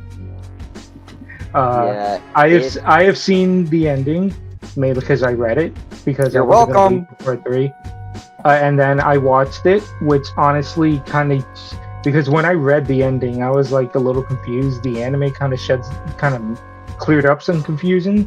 But yeah, I don't know what. We'll talk about our feelings on the ending when we get there, because we're not there yet. True. But the point is, we have the ending is in sight, and the last Attack on Titan special is the first weekend of January. So that's gonna be fun. And I guess I'll go first on this since I'm the big Attack on Titan fan in the group. Wow. It's really coming to an end. More than 10 years. I know. It's like, when you think about it now, it's like a little surreal that, this show is finally coming to an end. This is like one of the rare shows for Toonami that they get first dibs to when it comes to the dub. Because that was made. Exactly. That deal was made a time. Whoever made that contract in 2013, give them a raise. Like, honestly, give them a raise. Whoever made that contract all the way back in 2013 or 2014, I don't remember the year season 1 aired on the block, but whoever made that contract, thank you. Prevented Attack on Titan in Sony jail, but I digress anyway. It's like I said, it's surreal that it's finally that this 10-year journey of Attack on Titan is coming to an end. There's only like certain shows that I say like define Toonami. Like Dragon Ball Z is one of those shows. Sailor Moon. Like when you think of these shows, you think Toonami, that type of way. I'd argue for the modern era of Toonami, like the Adult Swim era, Attack on Titan is that show. I'd agree with that. Yeah, like Attack on Titan is that show since, where was the first place? Hear it in English. It's not a rhetorical question. No. It was Toonami. And it's crazy to see, even to this day where, shows are, so hard to get, that we still have this one as a premiere Like, you can't watch it anywhere else before it airs on Toonami. And Despite what Crunchyroll says, exactly, despite the Crunchy overlords trying to steal everything. I thought it was it's funny because I brought this up when they were bringing up when they were airing the first half, and they're still doing this. Crunchyroll just straight up announcing, the dub's coming to Crunchyroll on the 7th, guys. It's coming on the 7th. No other time. Once again, just completely excluding, like, word of a Toonami area. Just, it's freaking. Ugh. And here's what's funny too, because Steve brought up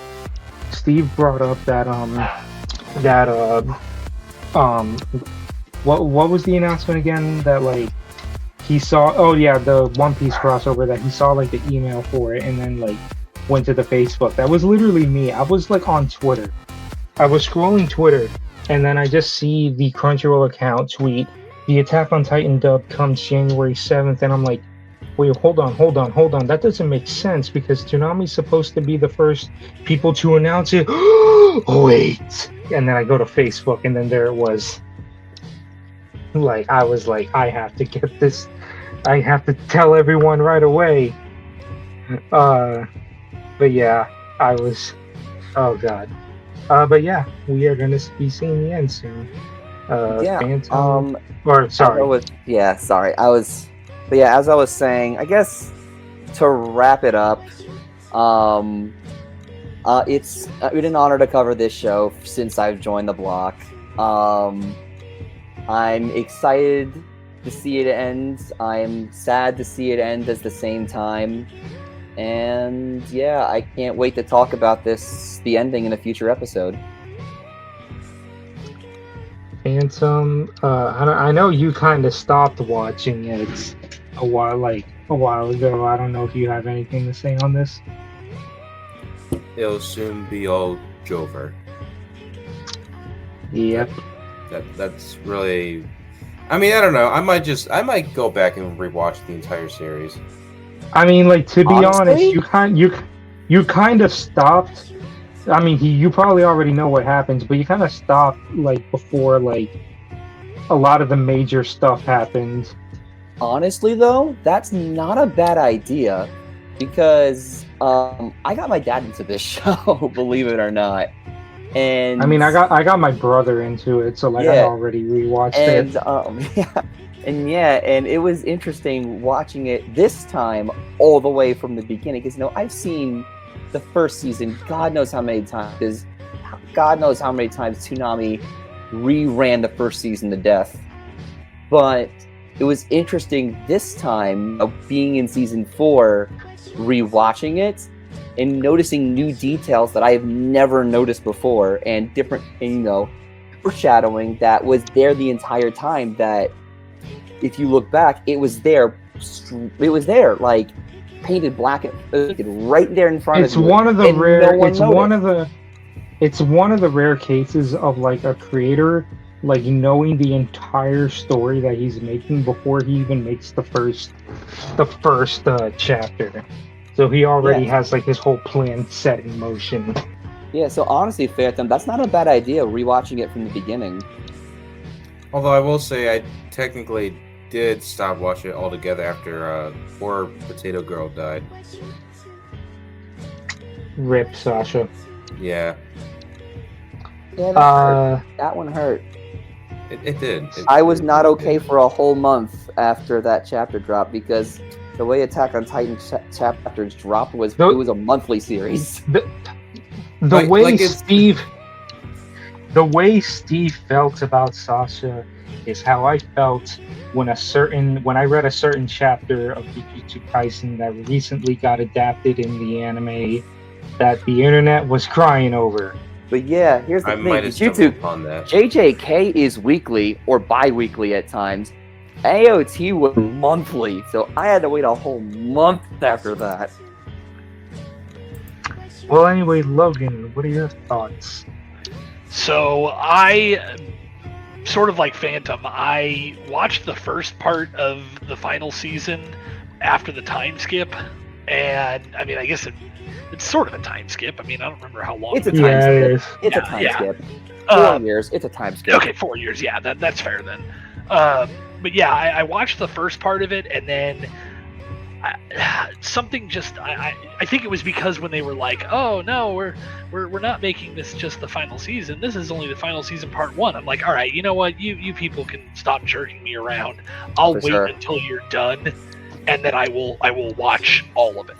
So my plan is basically, as far as I'm concerned, I don't remember enough of the stuff after the end of season 3 to where, like, basically going into the final season again will basically be fresh. So my plan is to watch all the episodes and then the first half of the final part special, probably over like New Year's, because I'll have some time off.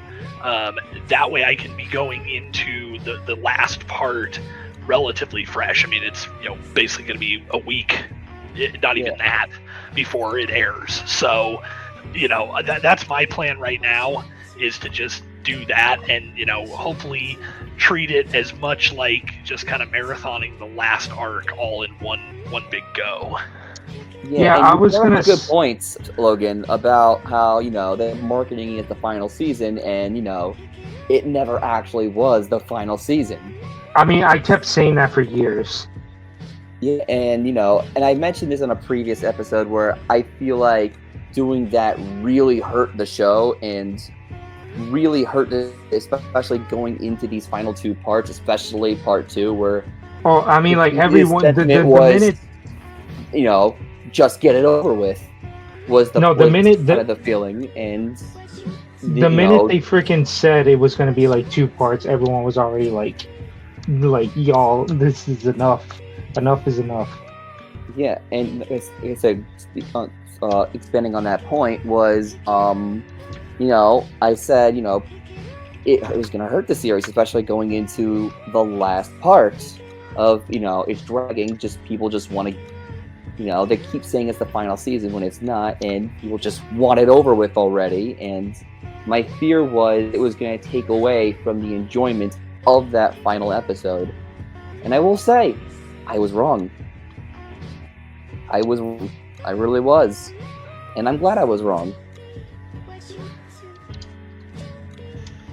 But yeah, so like the ending for Attack on Titan is in sight. The only thing that I wish for is, because lately when we've been getting some new stuff coming to Toonami, I don't want to say the promos for them are like lackluster. Like they put a decent amount of effort in Demon Slayer's promo, but when it comes to the series finale of Attack on Titan, I want them to bring back the Voice of God promo, since they literally did a promo like that for when Titan premiered. Like the first Attack on Titan promo was a Voice of God promo. So I'm just like, at the very least, they need to put some genuine effort into the promo for the last episode of the show. So I'm just saying that I really hope they're not going to make this like some generic 30-second watch the finale this Saturday only Toonami. No. Like I want like an AMV like they used to do. You know what I mean? But Sam, that requires a massive budget. I mean, I don't think it's budget. I just I don't know, like editing or whatever. I don't know. The point is, I want them to put some effort in the promo for it, and not just do a generic 30-second promo. But yeah, like, anyone else have anything to say on this? Well, I was just going to say I was looking up something about, just how many episodes that the actual episodic parts were, and I noticed that, at least according to Wikipedia, apparently the first special was cut down into 3 episodes. Like, there's actually 3... Yeah, it's listed, apparently, in Japan, the first Attack on Titan, part 3, final season, Crunchy Ranch, whatever... whatever ridiculous subtitles they gave it. So there's the Part 3 special version, and that aired March 4th in Japan. Yeah, that was like the date. Yeah. But then apparently November 5th, they aired or possibly just released, if it was like a disc release or something. There's apparently 3 episodes that make up part 3 that were released on November 5th in Japan, and they're listed as TBA for the US. Then Oh my part God. 4, and so those came out the same day as part 4 did. And then according to this, there's a 4-episode version of part 4 that aired Jesus in Japan Christ. on November 19th. So, yeah, like, I'm not really sure what's going on there, but okay. I mean, at the very least, at least Toonami didn't get that. Yeah, Because that that's would have very true. that I'm gonna say, if they had cut it down like what you're describing, that just would have killed the pacing, having to wait weekly for that. It's just better. It works better. You technically, this is kind of a movie night because it's over 2 hours. It's 2 hours. But yeah, so the ending to Attack on Titan is in sight. As of this recording, we do not have a concrete look at what the schedule is gonna look like for Toonami. I can make some estimated guesses though, if my mouse can work. So like, Entertainment District for Demon Slayer is the first episode of Entertainment District is an hour long, so I can already see Demon Slayer taking up 12 and 12:30. Yeah, I think that's for essentially guaranteed that Demon Slayer will be at 12 a.m. like, yeah, 12 and cause they already said like January 12th. So I can already see Demon Slayer 12 and 12:30. They'll probably give One Piece a single episode, and then obviously Doctor Stone, Shippuden, and IGPX. And then I just noticed too, because a lot of people were assuming that Doctor Stone would be over by the time Licorice Recoil comes around, and no, there's still a couple episodes of Doctor Stone to go. So One Piece is most likely going to be knocked down to a single episode again, unless they decide to extend by half an hour. Because then Licorice Recoil premieres at January 20th, and at this moment we do not know what time because there's no scheduling for it. But if I had a guess, I want to say they're probably going to put I don't want to say they're going to put it at 12:30. They might put it at like 1, if anything, or maybe I'm assuming 12:30 or 1 for Licorice Recoil, and then Doctor Stone, One Piece, Shippuden, and IGPX. I'm assuming they're going to bump down One Piece to a single episode because the math doesn't add up. Because a lot of people were saying, "Oh, Doctor Stone's going to end by the time Licorice Recoil comes out." It's like, no, because as of this recording, there's only like 7 episodes of Doctor Stone Part 2. I mean, the simulcast is still going too, so yeah, like, so my assumption is that it's going to be Demon Slayer, Licorice Recoil, Doctor Stone, One Piece, Shippuden, and IGPX. But yeah, I guess we can end it here now. So yeah, Toonami in 2023 was not great for a majority of the year, but signs of life finally started showing. And I guess we can assume now that Aniplex is finally willing to work with them again, because I said this last podcast too. I'm noticing that it's specifically Aniplex of America that's doing this, because Demon Slayer is an Aniplex show, and so is Licorice Recoil. So I don't want to say Crunchy's working. No, I'm assuming specifically Aniplex is working. So I guess we can put Aniplex-owned shows on the table. And hey, Steve, just letting you know, Ranking of Kings is an Aniplex show. So that can give you some hope there. But yeah, so like, yeah, so I'm assuming like Aniplex is now working with Toonami again, but it remains to be seen. I want to hope that this is the start of something good. But yeah, so I guess we'll start plugging our stuff now. So you can follow me on Twitter, not the freaking X shit. Like, I will never call it that. Samster299, YouTube, Samster299, where I have been doing archiving for over a year now. That's crazy. And I'm most likely going to be hitting 1,000 subscribers come next year, and I have something plan for that. So yeah, YouTube Samster299. I have Blue Sky Samster299, although I rarely use it. I think that's about it. Like, and then you can follow Toonami Squad on Facebook, Twitter, Instagram. We have TikTok. I think we have a Blue Sky. Do we have a Blue Sky? Yes. We do, and we have a Threads. Oh, and Threads. And then, of course, the website and expired merch at redbubble.com. I gotta keep saying that. Who's gonna buy our stuff? Honestly, that whole thing needs a rework. It's outdated but anyway. anyway. Yeah, but Yeah, yeah. it needs like new merch.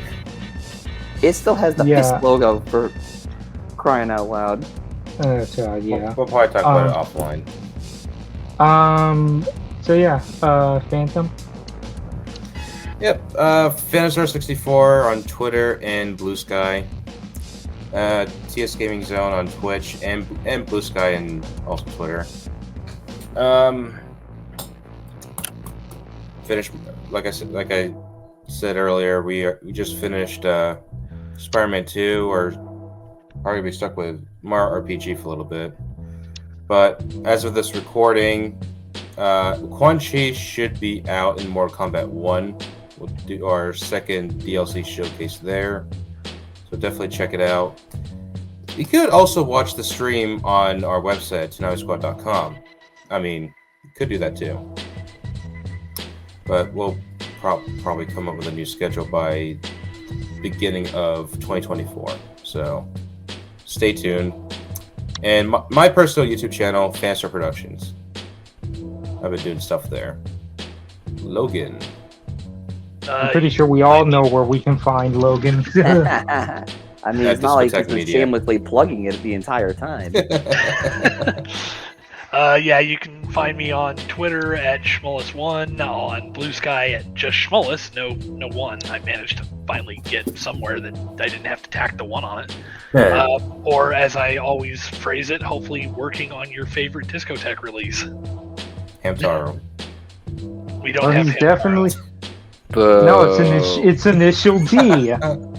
We don't have initial D either. But you said our favorite show. Well, I mean, he's got IGPX, so Well, cut him some slack there. Don't forget, the reality is we could have those shows, and I could just be lying to you because I like to keep my job. Just keep your cards close to your chest. We have all your favorite shows until we don't. Until Crunchyroll buys you. Oh wait, let me not say that. Don't even manifest that. Don't even manifest that. How dare you? I I have self-respect. They'd have to pay me a lot more than.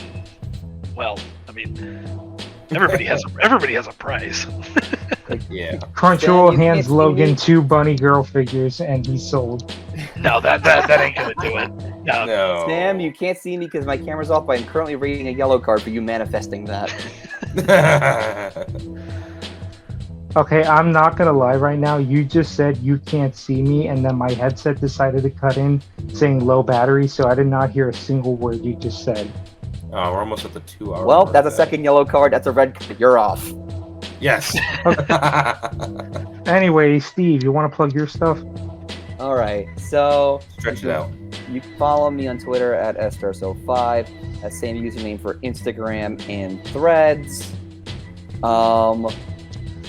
You can follow me at Zenvest, that starts with an X, on TikTok, and as well as Blue Sky, and some other projects that I do that I don't think anyone had any interest in. Sports.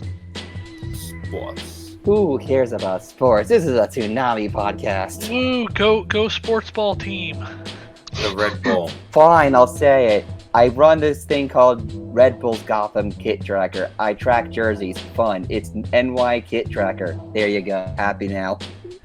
Yes. Perhaps. All right then. So I guess that does it for the last podcast of the year. Next time, it'll most likely be February. We might come back. because I want to see how the rest of January plays out before moving on to the next podcast. But yeah, so this has been another successful episode of Toonami Squad Sessions podcast. Has it been Y'all successful take though? care. Was it really? Was it really successful though? Look, we've got like 20 seconds to keep this under exactly 2 hours, so wrap it up. I Yes, actually want to please, end this. wrap it up. I want to end this exactly on 2 Cue the hours. music. But anyway, yes. So y'all take care. Y'all have a good night, and see ya. Bye. Happy holidays, everybody. Later. Happy holidays. Bye bye.